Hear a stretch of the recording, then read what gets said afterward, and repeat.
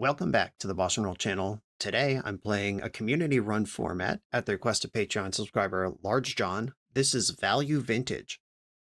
My opponent for today will be ThrabenU, Phil Gallagher, my Eternal Glory podcast host and also daily legacy YouTube person.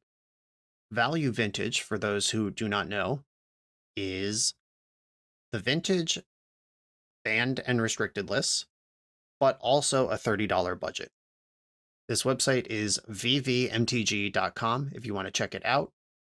Deck building rules: a player's deck and sideboard must not exceed 30 USD in total price, determined by the current cheapest English language tournament legal printing according to TCG player market price. For ease of consistency, pricing is determined by building value vintage decks on Moxfield.com. Sponsor of this channel, hell yeah, Moxfield. For an easy guide on making sure your settings are right, check out this page, and that just tells you how to toggle cheapest version. And then the banned and restricted cards, the conspiracies, the anti-cards, the dexterity cards, and then literally the vintage restricted list. However, they filtered out cards like Black Lotus that obviously cost more than $30 just for ease of readability on the list. These are the restricted vintage cards you can play one of without breaking your budget on your own. I think the most ubiquitous of which is Soul Ring. You get kind of the Commander effect where everyone can afford a Soul Ring and a lot of decks want it. Some decks don't, though. You'll find in a moment that none of my decks are playing it. Those are the rules, and all of the decks that I'm playing today, the three, were all pulled from recent tournament results, some of them from the Value Vintage 1K that happened at the Regional Championship in Milwaukee, and one came from one of my Patreon subscribers, Avocado. I was going to play a different version of the same list, but it looked very confusing, and he sent me another one like minutes before I was about to record. And one thing I want to point out is at the bottom of the screen here, it's a little cut off due to my recording settings, it shows you how much this deck costs. And you'll see that this deck costs $35, which means that although it was legal 2 weeks ago at the regional championship when it was played, it is now $5 too expensive. And I'm not going to be updating these decks because this is just a showcase. I'm not competing. I'm just showing kind of what's out there. But if this was you, you would realize that Cabal Therapy, that's a $5 card. $4.91 is the most or the cheapest version. Going to have to cut one of those and then find another 20 cents or so to cut somewhere else. And maybe you don't get 4 Eumidian Hatcheries this week. Maybe Surgical Extraction being a $4 card in the sideboard, that's not the cheapest version. That was my preferred version. Cheapest version, $1.12. Here we go. The cheapest version of that, maybe you cut the Surgical from your sideboard and you only play 1 Cabal Therapy this week and you find 2 cheaper cards to fill in, so you hit your budget. And that's how this works. The decks I'm playing, as you've seen on the screen, Hogak Pox, couldn't resist. Hogak, pretty cheap because it's not viable in competitive formats. Bloodghast recently got a reprint. Smallpox has reprints as well and is not particularly competitively viable. Eumidian Hatchery, refreshingly, just a very cheap card. And then there's a bunch of dopes that enter the battlefield, mill or surveil. They provide bodies to Hogak with, and you just do the Pox thing. The second deck I'm playing is Nadu Breakfast. And much like its Modern Horizons brother Hogak, Nadu is basically worthless now that it's banned across all competitive formats. Shuko has dropped from $30 to under $1. Balance has a cheap reprint. This is one of those vintage cards you can play. And this deck, Cephalid Illusionist, is on the list. Nomad's Encore was in Mystery Booster 2. Narcomoeba was in Return to Ravnica. Just all of these key things that were expensive at one point when they were legacy staples are no longer expensive, and now they are here, and you could basically play damn near fully juiced Nadu Breakfast still in this format. Your combo's a little jankier. Instead of just getting Thassa's Oracle, which is a pretty expensive card, we dread return Angel of Glory's Rise, which when it enters returns all humans from the graveyard to the battlefield, which includes a Zombie Lady of Scrolls and Laboratory Maniac. And then you tap one of these various wizards to draw a card, and then you win the game due to Laboratory Maniac. And my third deck of the day is another former Modern staple banned into irrelevance. This is a Rhino Crashcade, Crashing Footfalls with the various Cascade enablers and the initiative. The initiative creatures also really cheap for the power they provide. These cards are playable in Legacy, but the archetype is not popular right now. I imagine if the Legacy metagame shifted and Caves of Chaos Adventure became $4 instead of 70 cents, these decks would change in this format, but also Spirit Guides, they've been reprinted a couple times, and you just get this deck that has been played in Legacy. It got cards banned out of Modern. This format is clearly very powerful. I don't know what Phil's bringing today.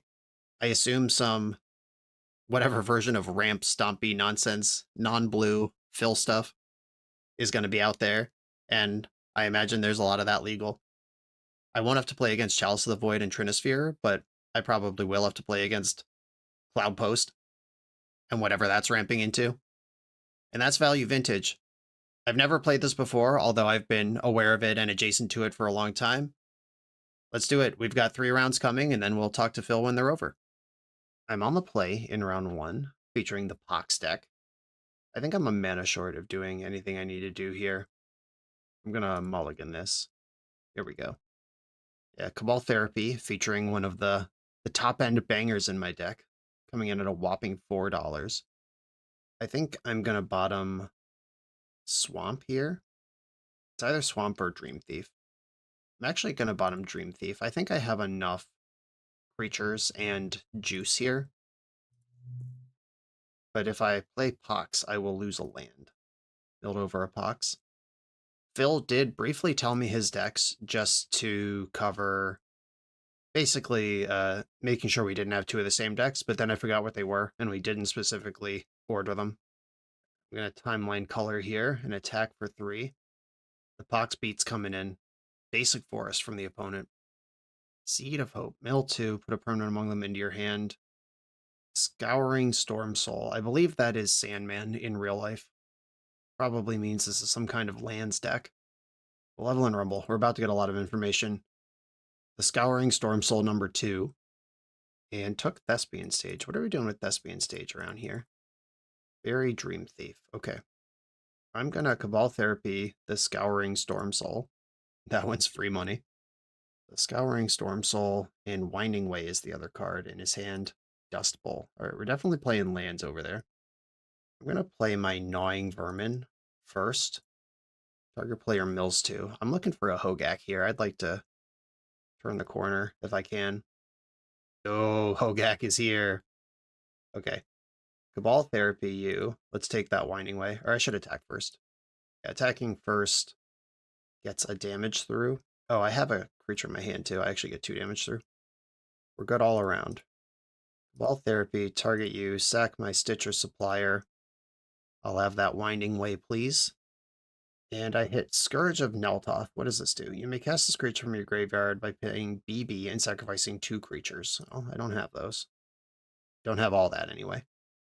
Next turn I will. Surveil 1. I don't need another swamp. Hogak. Convoke. Delve. Just being careful not to exile anything with graveyard text. Delve. Okay.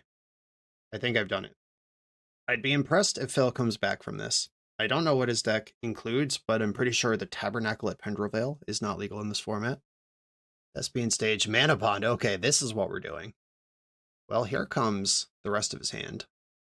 And the Scoundering Storm Scoundrel comes back. You can pay 5, return it and target land from your graveyard to the battlefield tapped. All right.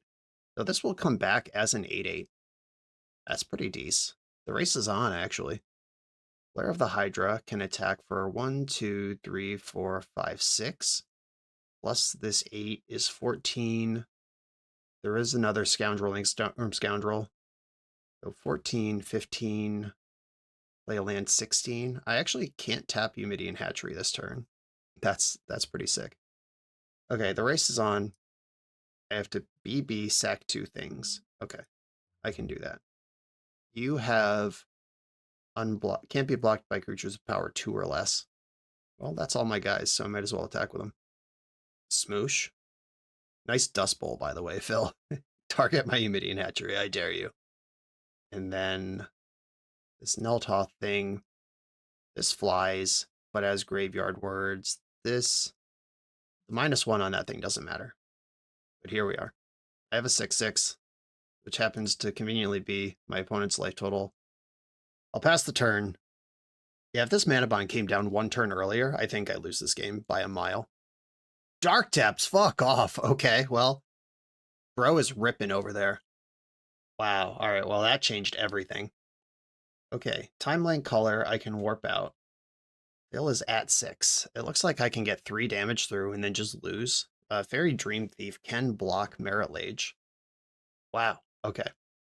It cost me 2 life to get this out of the graveyard, but then it's in warp where I can cast it for reals. I kind of really need a Pox right now to lose my Eumidian Hatchery. Okay, I don't think warping out that creature is useful. Okay, here we go. Hard mode activated. We've got a 20/20. I've got 2 blockers for it. One of which I can exile from my graveyard to draw a card. That's a good blocker. We're scoundreling back. This is a legend, so you don't get to keep that, but it does add the Thespian stage back into play. Another stage from hand. And that's a lot of Lair of the Hydras next turn if he wants to go wide. This can also... This comes back for 5/5, so he can actually make Merit Lage every turn. That's gross. Okay. Remember 2 turns ago when I said I can't imagine him winning this game? Now I can barely imagine me winning this game. 2 hot rips. Mana bond into Dark Depths, exactly. Good shit. Okay, here's the attack. My Fairy Dream Thief will die for the cause here. End step, I'll draw a card. Swamp not helping. Gotta be real with you, deck. I need a good one. I'll take a Smallpox. Bloodghast, that has haste. Okay. What does that do? I have my color. That can get in for 2. Bloodghast gets in for 2 as well. I need this back to fight the flyer. Hogak would get eaten by the 9/9. Okay. Bloodghast come in. Timeline Color come in. Pay 2 life to warp this one.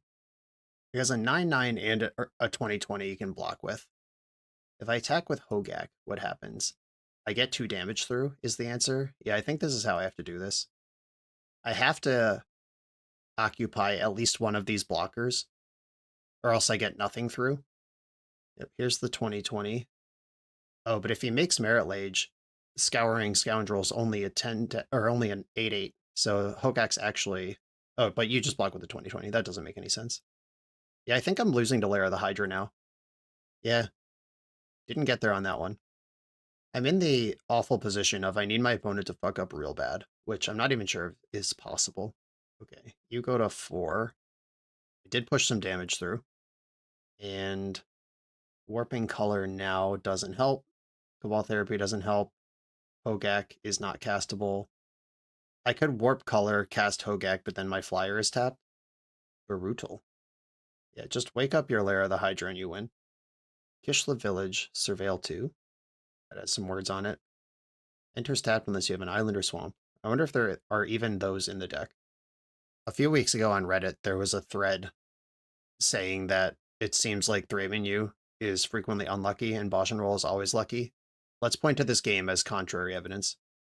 Alright. You were able to count to 14. Good job. Yeah, I think popping the Eumidian Hatchery was the difference in that game. Okay, I have to beat Merit Lage. How do I do that? Surgical Extraction actually seems nice. This is another one of my high dollar cards in the deck. At like 150 or something for the cheapest version. Dreams of Steel and Oil. I can exile an artifact or creature from their hand and the graveyard. The guy. Sandman. The Sand Scoundrel. That was the real win that game. This is a Ratchet Bomb. Does Ratchet Bomb help me? Ratchet Bomb on 0 does deal with the creature land waking up ever. What cards are bad? Let's start there. Inquisition of Kozilek. Bone Shards. And Bone Shards can kill exactly Sandman, but then he comes back. I should probably expect graveyard hate out of my opponent as well. I'm kind of looking at this juke creature. Menace would have won me that game. Cabal Therapy is not just a discard spell. There is more going on there. Okay, I think this is what I'm doing. If he has his way, he'll be hellbent after turn 1 anyway, so discard seems kind of bad. Wonder how much Bojuka Bog costs. Crop rotation feels too expensive for the format, but I honestly have no idea. Okay, I actually have Smallpox in my hand this time. I'll keep. And start ratcheting up immediately.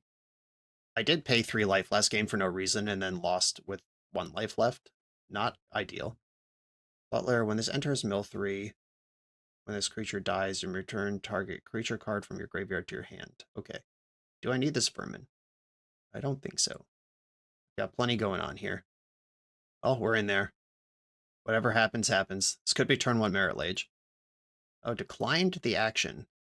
Interesting. So you're saying you're a big wuss, Phil. I'm going to go Undead Butler here. I'm going to save the Smallpox until my hatchery has heated up a little bit. Milled 3 lands, including Dakmore Salvage. That one's got some text. Thespian Stage. Winding Way. Presumably going to name lands on this one. Hit 2 Tranquil Thickets and a Forest. Is it time? Are we bonding? Still not interested in bonding. Discarded a Thicket. I'm not going to dredge Dakmore Salvage. Fairy Dream Thief is nice. That's another blocker for Merit Lage someday. Swamp to the graveyard, no thank you. Timeline Color, cast that one. Saving the Smallpox for the opportune moment. Seed of Hope. Found a Scoundrel, Storm Scoundrel. Picked up Forest with it. Mulch. Hit 4 lands, including Dark Depths. And Blast Zone, Jesus.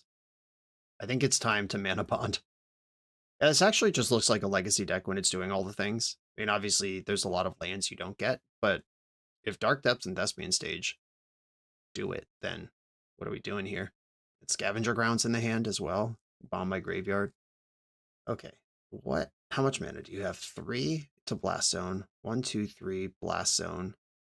1, 2. You can Blast Zone my flying blockers and... Oh my god. Alright, I guess all I can do here is attack with everything. Is exactly enough to Blast Zone all my 1/1 flyers and make Merit Lage.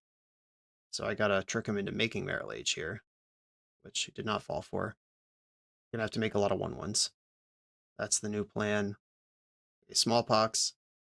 And the Storm Soul will be 13/13 here. Put me to 3. Okay. Blowing up Mana Bond and my various Dream Thieves. It's okay. That's not what I was going to sacrifice anyway. And I'll lose this Undead Butler. And the Eumidian Hatchery is my land, of course. Undead Butler can get a Dream Thief back into my hand. That blocks Merit Lage for a turn. New Eumidian Hatchery, new Dream Thief. Surveil 1. Hogak. Yes. Yes. Yes, yes, yes. Okay, Merit Lage has joined the party. And he's in the Merit Lage every turn loop. Or it's every other turn. I mean, the second Thespian Stage means every turn. Forest from hand. Are you going to scavenge my grounds immediately? That would mess up the Hogak I just put on top. If I get to my draw step, I'm actually... Or into my main phase without getting Scavenger Grounds. That's actually kind of sweet.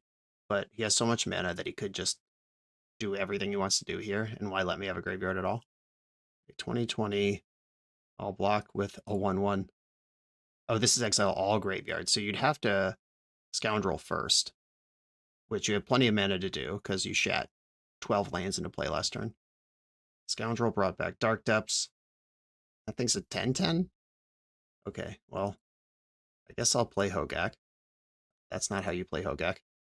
1, 2, 3, 4, 5, 6, 7. All right, that's how you play Hogak. And I can attack for 2. Just trying to win the race here. Could make Merit Lage to block one of them. He has to decide if that's worth 2 lands or not. All right, it is worth 2 lands. Yeah, that play makes the Sandman the same size as Hogak. Unless you draw a land. God damn it. Okay. Still gotta just ignore that shit. It'll cost me 2 life to draw a card here. I have to tap Eumidian Hatchery and lose a life from the Dream Thief. I am going to do it. Souls of the Lost. That's not very big. It does pop my hatchery, though. Gnawing Vermin enters target player, mills 2 cards. I could attack for 3, get 2 damage through. There's not a second scoundrel this game, so the one in play is the one you got. Right, Gnawing Vermin, target player, mills 2 cards. I'll choose me. Hit a bunch of nothing. How do I win this game? I can attack with... I can push 2 damage through on flying right now, and then make 2 more bugs. Yeah, I guess I'm going to push. Yeah, cheesing him out's all I got right now. The opponent's at 8. Humidian Hatchery goes up to 2. Soul of the Lost, cast with the additional cost of sacking a permanent. I choose Humidian Hatchery. I've got a 5/6 that my opponent can reset to 0/1 at will with the Scavenger Grounds. And Bloodghast is good here. Smallpox is good here. Scourge of Neltoth is not good here. Okay, so if I attack with everything, this gets neutralized. Block this, take 5. That's not enough. I think I'm sending all my bugs in. Yeah, here they come. It's just about chip-shotting damage until the go wide can beat the 2 giant idiots. Opponent is at 6 now. I would love the Scourge of Neltoth. Unfortunately, I did not dredge. Okay, copying another Scavenger Grounds. It's fine. 1 is the number of those I care about. It's my first games of this format, and I'm already having fun. Clearly powerful things happening, and it's balanced around something. Ooh, the Butler. I don't think Butler is actually good. It is a 1/2 creature, though, which might be all I need. Undead Butler. Get a second Hogak. That's interesting because this forces the Scavenger Grounds to pop if I attack with my Hogak. No, it doesn't, because my opponent's creatures are just bigger than mine. I think attacking with Hogak and Souls would force Scavenger Grounds to pop, but then I have no answers to unblockable 11/11. Okay, I think I'm pumping the brakes here. My draws are better than his, short of something like Trample or Protection from Black on the Merit Lage. Like if there's just a Jiri step in this deck, you got me. But just going wide, playing 1/1s will eventually do this. He's not comfortable attacking. I'm 1 damage short here. If I could put a permanent into my graveyard at instant speed, it would be enough. But the Souls of the Lost really is just a 0. If I attack with 2 flyers this turn, can I get him to 5 and then win next turn, or is that the same thing? I think it's the same thing, right? This triple Scavenger Grounds, tough. Alright, I think I have to just pass. Because Smallpox would also win it for me. Like anything that deals 1 damage that isn't face up. Mana Bond, completely irrelevant. Another Swamp, just what I'm looking for. Alright, nothing's changed, and I don't have to spend time doing math this turn. Bloodghast, Smallpox, any 1/1 that makes the game last 1 turn longer, or that my opponent can't kill me through. A lot of good draws here. And Smallpox also clears one of the blockers, so that one's just extremely good. There's a long pause here in real life. Makes me wonder if he's drawn an action spell. It doesn't look like it. Bloodghast, alright, well, now I win, right? I've been doing this math every turn for the entire game. So we've got 0 on this because of Scavenger Grounds. Block this one, block this one. 1, 2, 3, 4, 5, 6, 7 get through. Okay, I don't see any tricks. I've been wrong before, but here we go. Block, block, bomb the graveyards, and goes to -1. Wowie! Set of weird games. Basically, him popping off and then me shutting it down me grinding it out game 2, and the opposite happening game 1. Just a big menace body looks even more important than I thought it was. And I think I can go -1 Soul Guide Lantern. Or Cabal Therapy is even worse. There's just never going to be a card in his hand. Filigree Silex, if I crank this up to 3 over a long game, that will remove the Sandman. Bone Shards could have won that game a million turns because it removes the Sandman long enough to push through. I just don't think that's actually a good plan. All right, here we go. Husk Burster Swarm, number 2, is in the deck. Okay, double Hogak's kind of slow, but I've got some movement here. It's not slow enough to mulligan. There is the awkward truth of Soul Guide Lantern, which is that playing it, you must exile something from a graveyard. All right. Dumped a Scourge of Neltoth for freezies. That's nice. I just won't play Soul Guide Lantern unless Sandman arrives. Drawing the 3rd Hogak, obviously exactly what I wanted here. Mana Bond. How bad is it? It didn't happen. That's how bad it was. Good. Ooh, that's nice. I don't think it's better than Souls of the Lost, though. I'm going to cast Souls with the additional discard, dumping one of the Hogaks right where I want it. And step Seed of Hope finds a forest. Drawing a swamp here would actually be crazy. That gets me Stitcher Supplier and Scourge of Neltoth, and that might also be Hogak. Size makes sense. Look at the top X of your library. X is your lands. You may reveal a creature land from among them, put it into your hand. Okay. Impulse for 3 to get a land. Dark Depths is here. Mulch. Blast Zone is here. The Blast Zone, Dark Depths, Mana Bond dump is one of the things I've been scared of all along. Scavenger Grounds in. There's no Thespian stage, though. Okay. I'll take that. The Gnawing Vermin. Do I want to just cast this Scourge? I think I should just cast Scourge. This Blast Zone clears my Dream Thief anyway. Alright, yeah. I'm Scourging. Though, if the game goes as long as last round did, then that Blast Zone might get up to 7. That kills Hogak and Scourge. There's also this Lair of the Hydra creeping over there that I'm not a big fan of. Winding Way, come on, dude, settle down. What if you didn't rip the best card in your deck every fucking turn of our entire match? Ugh. At least it didn't find Thespian stage. If he taps out here to make a giant attack with Lair of the Hydra, I'm going to punish it really hard by putting Hogak into play. Because he could sequence the Scavenger Grounds or the Blast Zone around that. Yeah, okay. Pumping the brakes on that one. Decided blocking is probably better. Okay, so you've got over here 1, 2, 3, 4, 5, 6. You can attack for 12. This doesn't have reach. You're at 21. All right. I will attack with Scourge of Neltoth. And I'm going to lead on Gnawing Vermin. I'll mill 2. I don't have a land to drop. Sad. All right, this will force either Blast Zone or Scavenger Grounds. And then Stitcher Supplier can reload next turn, maybe. All right, Scavenger Grounds, got a bunch of stuff out of there. Gnawing Vermin, mill 2, and pass. Is it Blast Zone time, or are you saving that? We're going to Surveil 2, that's for sure. Surveil 2 with the Kishla Village. Dumped a forest, kept 1 on top. Thespian stage, bad news for me. I think the game just ended. I don't have any flyers. I don't have any... Oh, I have the Scourge. Never mind. Oh, there's Dream Thief, but that one doesn't count. All right, I'm going to play Stitcher Supplier, and we'll see how tight my opponent's Hogak math is these days. Like, if he Blast Zones now, I can't Hogak, but I do get Fairy Dream Thief in.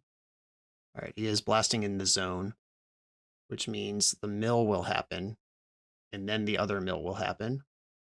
So I mill 6 here, which may or may not actually be any good. Doesn't look like it. Fairy Dream Thief buys me a turn against the Merit Lage. Huskbreaker Swarm. This is not going to matter. I think I'm going to get Scavenger Grounds, and then this will be uncastable. So I do actually... Here we go. I'll pass the turn here because I don't have attacks. If he just safety Scavenger Grounds me, I'm dead. If he tries to get cleverer with that card, I have a chance. All right, you've got a 20/20. You've got a Surveil 2. Found the Scouring Sand Scoundrel. Good thing I've had Soul Guide Lantern in hand the entire game to cover that one. That I now am too late to cover. Malevolent Rumble off the top. Yeah, another random draw. That was a mill 2, find Malevolent Rumble, which found Blast Zone. Oh, Rogue's Passage, even better. All right, you got me, Phil. We can set to bed all of the rumors that I'm luckier than him. On to the next round. The BoshNRoll channel is brought to you by Tales of Adventure. TOAMagic.com has almost 100,000 unique cards in stock. They offer free track shipping on every order, plus next day or 2-day options when you have an event coming up fast. They offer on-site pickup at major Magic events throughout the US, so you're never scrambling before your tournament. Stop by their booth to buy, sell, or trade at upcoming regional championships, Magic Con, Spotlight Series, and more. I love their selection of individually scanned high-end cards that show you exactly what you're buying. And the best part is saving 5% on every order with promo code BOSH. From Ancestral Recall to Zombie Master, get what you need quickly and in one place at toamagic.com. Eternal lives here. I'm on the draw in the second round. I'm playing my Nadu deck. I am almost there. I'm going to keep Slagwood's Bridge. Should I make the default Slagwoods joke? That's where your mom is from? Step Through is another copy of the cards I already have. I don't think there's any... Oh, there is a Tech Wizard. Never mind. All right, I see you. Deck Builder. Boom. Well, shit. That's what that does. All right. I see what's happening now. There's no reason to brainstorm there. A basic forest. That's my worst land if I'm getting boomed again. Cleansing Wildfire. Okay, going the other way on that one. Instead of me being down a land, you're up a land. A third color revealed. We seem to have some sort of Naya Ponza land destruction thing going on here. I am going to set up Trinket Mage for Shuko this turn, and then try to Illusionist plus win all at once. Or, I mean, with the way this is carving out, I can actually Nadu plus Shuko on 4, because turn 4 is when I'd be going for stuff. But Nadu with a single Shuko doesn't do very much. I'd have to get pretty lucky after that. All right, Step Through, go find Trinket Mage, one of my all-time favorite cards that I'm sad doesn't get a lot of love anymore. But the truth is, it's not very good anymore. And I don't know how to make that untrue without unprinting the last 15 years worth of cards, which is a crazy request. Okay, pass. Oh, the Trinket Mage is in play too, so Nadu's actually good for 4. It might make sense to lead on Nadu here instead of Illusionist, so I don't get cooked by like, a shock. I don't even know what removal is playable. Oh, if you tap out for some shit like this, I am definitely just going to win, though. This does grab a land, though. Mountain. All right. Oh, my God. That makes it so much easier. Okay. Addercar Waste. Nadu. Who needs Shuko anyway? We're doing it real style. Remember this? Phil, are you having fun? The Dread Return's in my hand, but I'll be able to discard that to hand size. Narcomoeba in my hand. Oh yeah, we love flipping every card that belongs in the graveyard. And 0 lands. Yeah, great. What an outing.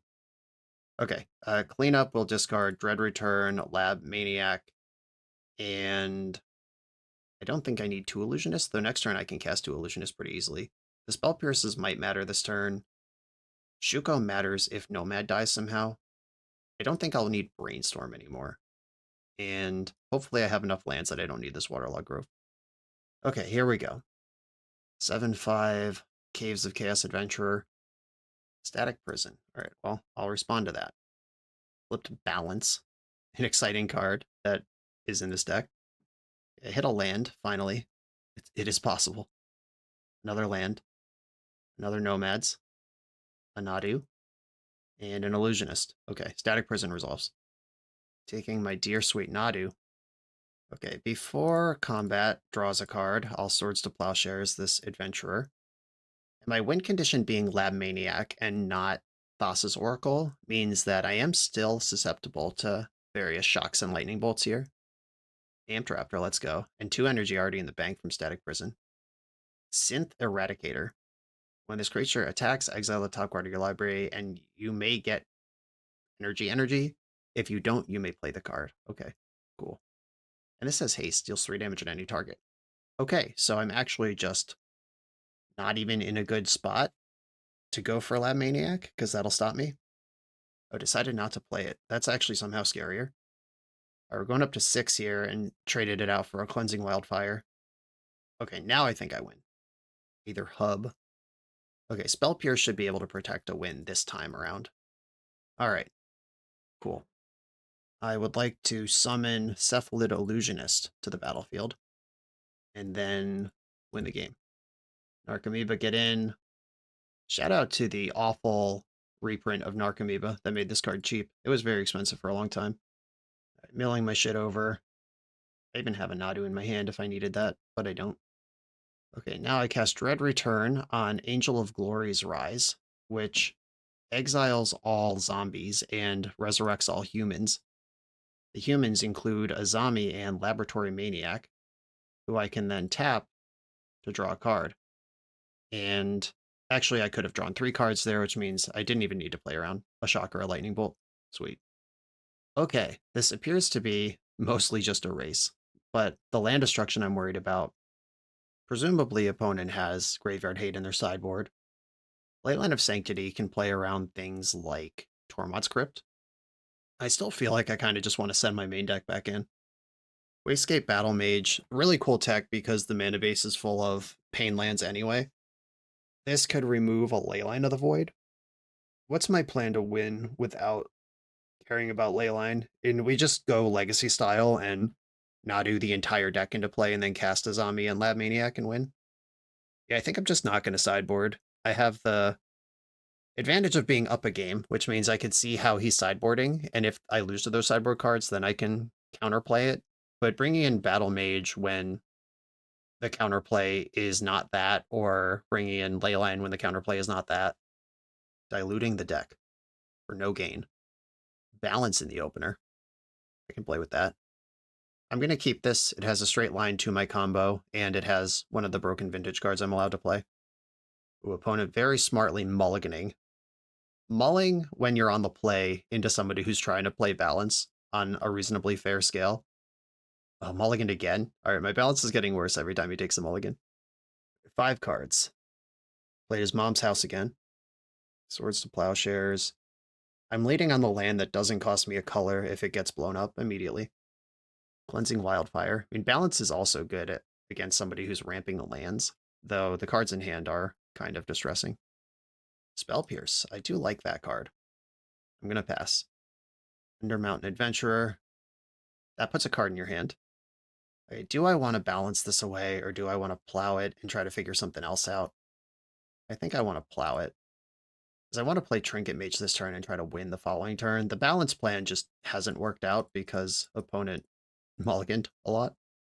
Shuko in my hand, pass. Going into the Lost Well. I love when initiative players have to do that. I'm not in great shape versus a boom here, though. If they take out my Seachrome Coast, then I need to draw another blue source before I'm doing anything. Okay, that I don't care about. Goes into the stash. Amped Raptor. Down and dirty. Hit Cleansing Wildfire. Do you want that, or do you want 2 energy for later? I do have basics in my deck. I don't mind getting cleansed. Okay. Still cleansing himself over there. And now if I draw a land, if I draw a blue source, I am totally safe because I can Spell Pierce. All right, not so much. Okay, Surgical Extraction is in the format, but I think sending it is the play here. I'm just going for it. If you've got Surgical Extraction or Ravenous Trap or whatever, I accept. It's Phantasmagorian. That makes balance better. Izami's there, Lab Maniac's there, Dread Returns there. What else is there? Do I have my Angel yet? There is probably some boundary where I could still have cards in my deck. Oh, the Angel is there. Okay, so I have 3 cards in my deck. If I Dread Return now, I would get back all human cards. That's the Trinket Mage that I sacrifice. Nothing from my hand. Azami and Lab Maniac. Well, my hand is just weirdly, or my graveyard is just perfectly stacked, so this doesn't quite work how I want. All right, well, I've put you to the test. Do you have some free piece of interaction? Is all I got. That's all I got left. Okay, looks like no. All right, cool. Just letting me click through it for the content. On to the 3rd round. This video is sponsored by Moxfield.com, the easiest way to build Magic decks online. Moxfield supports over 30 formats, including Legacy and everything else you'll see on this channel. There's multiple customizations so you can interact with your deck how you want. Views such as text, grid, or stacks. And groupings like type, subtype, color, color identity, even artist. The site offers light mode, dark mode, and so much more. However you want to see your deck, Moxfield can provide it for you. Follow my Moxfield to keep up with the channel and what I'm playing in paper. I'll see you there. I'm on the draw in the final or third round. Opponent's got a Gigantha, and I've got everything I want. All right, Cloud Post versus this. A Spirit Guide would be a great draw, and there it is. Okay. I'm not going to reveal an island or mountain because I don't have any. But I did just buy myself a whole turn of attacking for 8. Explore. Glimmer Post gains 2. All right. And Chromatic Star. It's a lot of mana. Another Snarl. I think it is better for me to... Oh, I should have played the Vine Glimmer Snarl Revealing Forest. Fuck. All right. Yeah, that changed the information. I was about to say it's probably still better for me to make 2 4/4s. Even if I play the tap land, I get 4/4s every turn for the rest of the game. But yeah, if I had played the Snarl, then I have the Forest and I just get it all. Ooh, a new Locust. Target player mills a card for each Locust you control. Is that your win con? I don't like that. Endbringer. Well, that card's bad news too. That's bigger than my Rhinos. This might be worse than I thought. Violent Outburst. Crashing Footfalls. All I can do is make Rhinos. So I will. Right. Immediately punished by my bad sequencing. I deserve that. Yeah, instead of 2 more Rhinos right now, I just don't have them. Bad. Yeah, Endbringer untaps every player's turn. It can tap to deal 1 to anything. Target creature can't attack or block this turn, and tap draw a card. A lot of good words on that one. Drawing a card. Ancient Stirrings. Another Endbringer. Disappointing. 1, 2, 3, 4, 5, 6. Can't exactly cast it too. Alright, you're in there with Endbringer. Okay, I'm gonna attack, and I have Violent Outburst that can kill the Endbringers if they block. And if there's no block, I'll just play Shardless Agent second main. 1 block. Alright, playing it safe. I'll still do the thing. This is the thing I do. Hedging your bets in case that was a bluff attack. And I'll take 1 in the end step from this Endbringer ping. That's free. Might as well do it. Yeah, that attack should have been for 15 instead of 5, and I should have 5 Rhinos in play instead of 3. Oblivion Stone, great. I can't beat that ever in my life. It does let me just kind of attack with reckless impunity, though. Drawing a card. Okay. Putting the Oblivion counter on the Endbringer is a reasonable thing to do, I suppose. If I introduce the initiative, I just lose everything. Yeah, I think this game is just not winnable anymore. Attack with everything. Yeah, this actually would be lethal, and he would have had to blow his Oblivion Stone if I had sequenced my lands correctly, and that is everything. What can I actually even do? Gotta look at the list and see if there's a way out of this. I don't think there is. And I guess we could dance around it for a little bit. Alright, I'll play a Snarl, and I guess I have to just push into it. I definitely can't win this game if he's not pressured to play Oblivion Stone, or to use Oblivion Stone. And I probably can't win the game anyway if he is, but let's make it happen. Blood Moon in my sideboard? It is not, unfortunately. The card's probably expensive. Okay, there goes everything. Endbringer crashing in. Jesus, this idiot can't get away from Merit Lage. All right. Well, that was my fault. I sequenced my lands wrong, and it cost me the entire game. Okay, what do we got? Dead Gone. Removing a big creature seems pretty significant.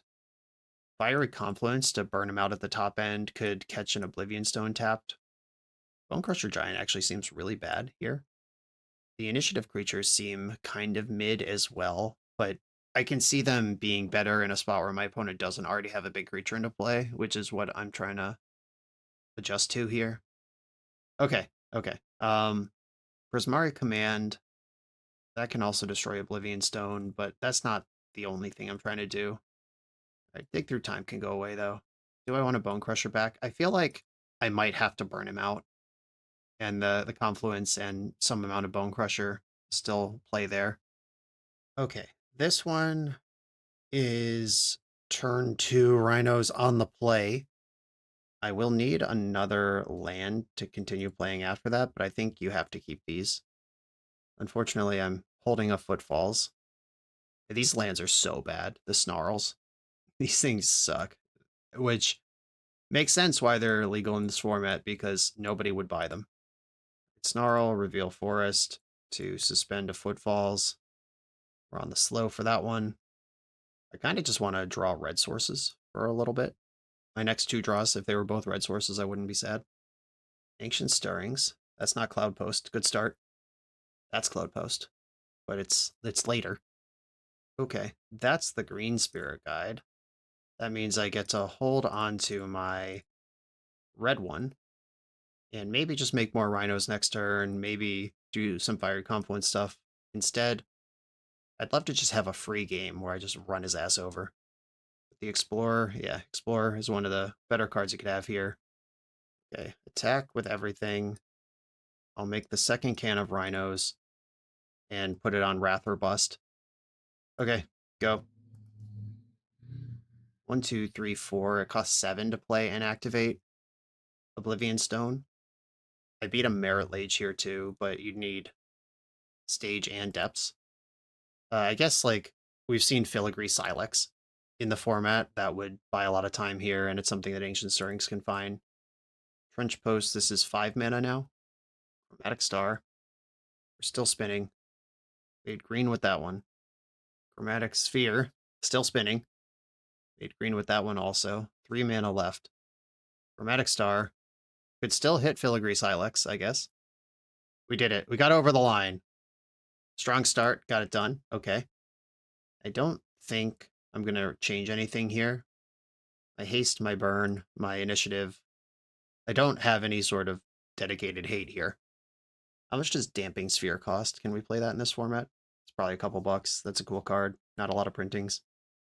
Oh, you can get Damping Sphere for 50 cents. I mean, that is kind of expensive for the format, but if Phil is in your local metagame, you might need it.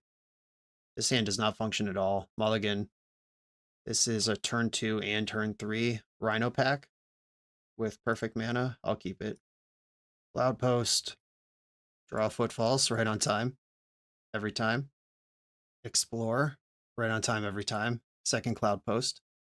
I play the Snarl, reveal the mountain, and I'm actually going to zoom out Shardless Agent now because Violent Outburst, knowing that my opponent's deck has 5/5s in it and sweepers in it, doing this at instant speed, the text on it matters, and like applying enough pressure and then surprising him with it could also matter.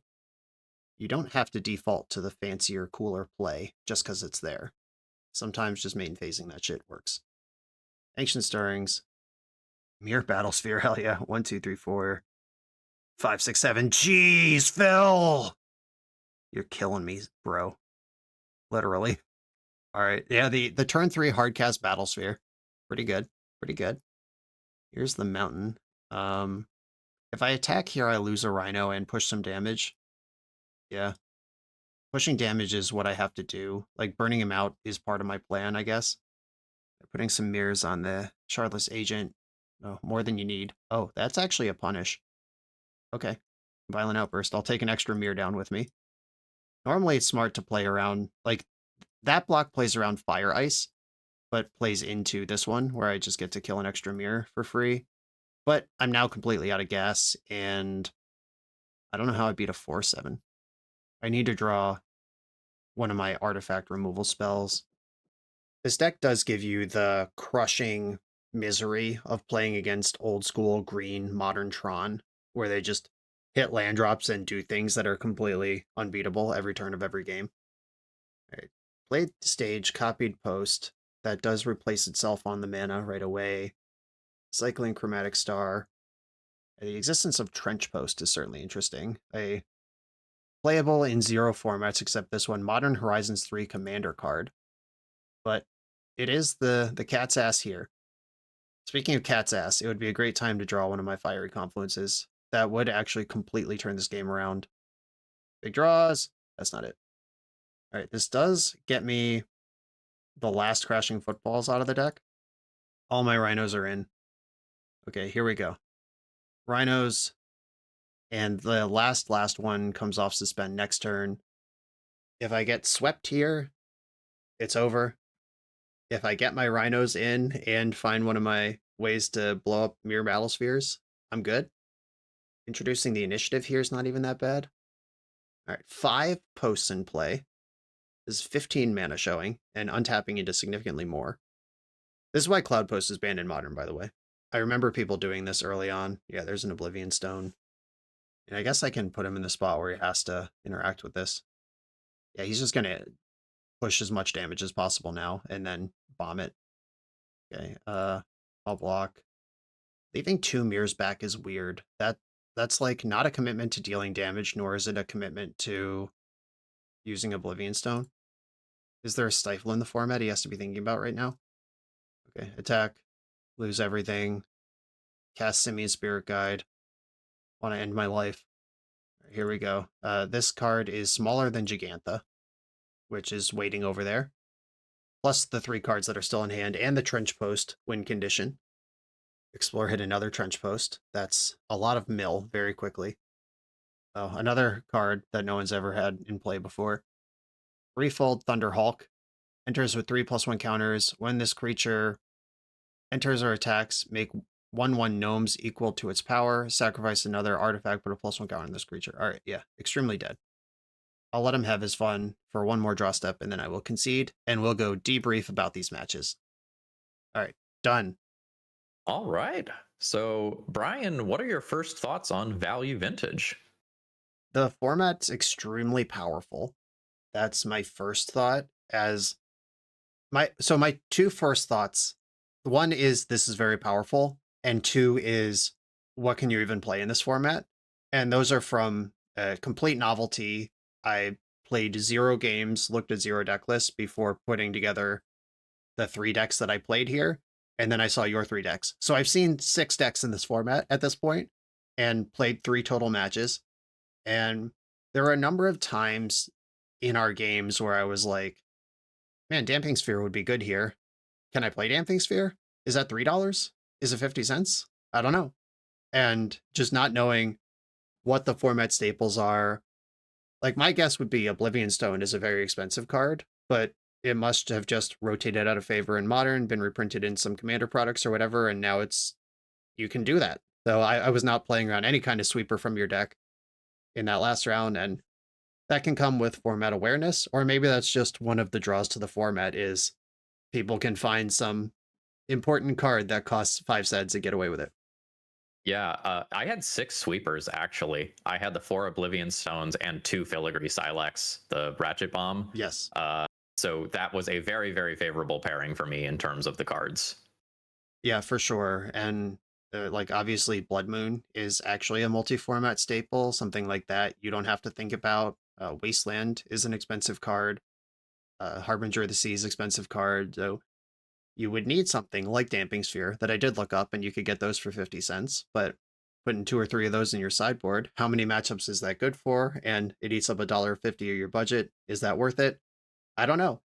There's a lot to figure out here, and it's extremely stressful from someone who is at zero awareness of what's going on. Yeah, I had no idea what exactly I should be playing around at any given time. I had a better sense in the first 2 rounds, but versus the Pox deck, like I was trying to figure out, like, okay, what is sacrificing this land other than Smallpox? I'm sure there's more things, and I just didn't know what it was going to be. Right. I found the gameplay very, very engaging and intricate. That first round, for example, we were both just inches away from death for a very, very long time. Yeah, game 1, round 1, I said out loud, I can't imagine Phil figuring it out from here. And then your next 2 draws in a row were Mana Bond into Dark Depths. And then it was quickly, oh, now I need to figure this out. I can't imagine winning this game from here. And also just learning Dark Depths is something you can do in this format, featured prominently in 2 of your 3 deck choices. You clearly have a type. But yeah, Dark Depths, in my brain, I remember buying those when Vampire Hexmage first came out. They were like $30. But apparently they've printed that card a lot, and nobody really wants it anymore, and you could just play it in a budget format. Yeah, it's cool how powerful the decks were on this much of a budget. That Nadu deck is some horseshit, though, respectfully. That is mostly a pile of legacy cards on an extremely budget mana base. I would have a hard time, like, if I was taking this format super seriously, not just like jamming Nadu until the cows came home. Yeah, I knew that in my heart and in my soul you were crashing out having to watch me click with my Nomads Encore because I know how much you loved that play pattern in Legacy. We talked about that a lot on our podcast over the time that was legal and how hopeless it feels to be a Phil Gallagher deck into the face of that. And I'm glad I could provide that for you here. And this is a conversation I had with the Value Vintage guys, the people who show up at all the Magic events and they put up a banner and they say try Value Vintage here. Those folks, I've chatted with them a couple times. And one of my questions was, how do you manage, like, do you lock in seasons? Like Penny Dreadful is another format where you base your decks on how much cards cost and they lock in seasons. It's like, today, as of today, this is the price for the next 3 months. If the price goes up, don't worry about it. You can play your deck for 3 months. And 3 months from now, we will rotate. Where Value Vintage doesn't quite do that. It seems to be on a tournament by tournament basis where maybe you have to wake up that morning and see if one of your cards went up overnight, or maybe they lock it in a week in advance or a month in advance. It seems to be ad hoc. And I think if this format gains steam, Nadu and Shuko will just become more expensive and then they will rotate out, or the deck gets worse in other ways. And that is both the thing I find the most frustrating and I think the thing I find the most cool about the format at the same time. It's a kind of a get it both ways on that one. I think if you are a foreigner, an outsider to the format, brewing your own deck would be incredibly frustrating in terms of like knowing all of the pricing and whatnot. I think futzing with a deck and adjusting it as the prices ebb and flow is kind of interesting if you are super dialed into the format. This is something that I had fun doing as an experiment, but I think like trying to break this format would involve so many just like Scryfall searches and price checks and whatnot that I personally would find too tedious to want to do. Yeah, all three of the decks I played today were actually in like the $33 range, like $31 to $33 range. And that's because I picked lists a couple days ago and the prices have just gone up since then. And I wasn't going to rebuild the sideboard for this little feature. I think we're still close enough, but close enough's not good enough. In a real event, like that Pox deck was like $32.50, and Cabal Therapy is a $4 card. I would just have to cut one of the two therapies I was playing for an Inquisition of Kozilek, which materially worsens the deck. But I mean, that's the point, right? That's I. So I think from that perspective, this is not an eternal format. It is an eternal format in terms of the vintage ban list, but in terms of I can build a deck, kind of let it collect dust for 3 months, 6 months. If life takes me somewhere else, come back and, oh, I'm free on a Friday night. I'll go play Rug Delver at the LGS in Legacy. Those cards are still good. That may not be true in this format. Your deck might not be legal at all. In fact, this week on Eternal Glory, we were talking about the format that we were going to do this, and Bryant said, oh, I have one of those decks. And he pulled it up on Moxfield and he learned that Dark Ritual has gone up to $4 each and he doesn't have a deck anymore. And like that sort of thing, you have to be on top of it. You have to really like this if you want to do it. Yeah, and it almost has a weird vintage bonus restricted list feel because you just physically can't afford playsets of some of the better cards. So I think I had Dark Depths in two of my lists, and both lists only had 2 copies, which I am presuming is a budget choice. I didn't actually look up the price of Dark Depths. Well, that makes me even more tilted that you ripped it right on time in both of the games you won in that set. Good job. Absolute luck sack. And I was saying in game 1, like I this is really bad. Oh, Mana Bond. Oh, Dark Depths. Oh shit. Okay. Yep.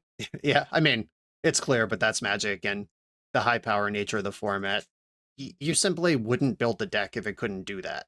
If Dark Depths wasn't legal, Mana Bond lands is probably just not something anyone's doing. Or, I mean, I know Field of the Dead is like a $35 card on its own. That's not a backup win con in this format where it's a big part of the legacy deck.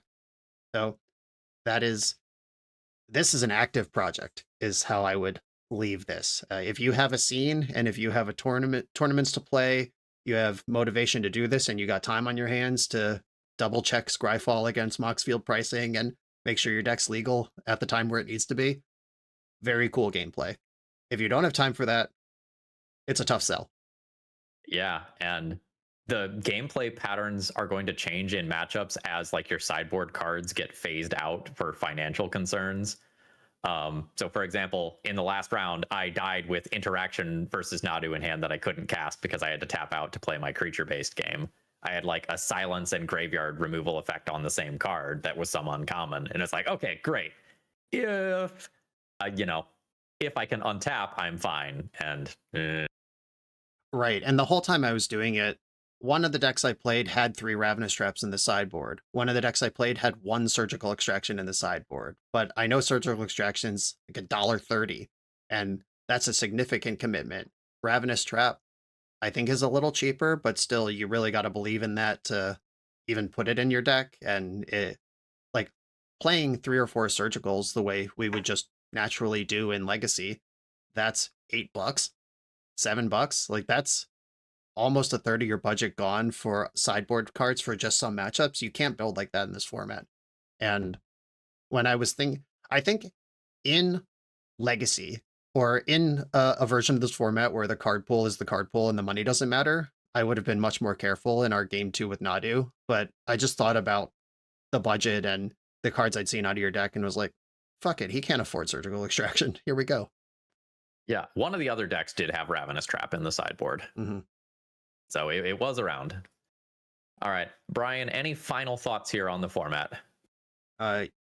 Yeah, I will leave it at it's very powerful, but it is an active commitment to be involved in it.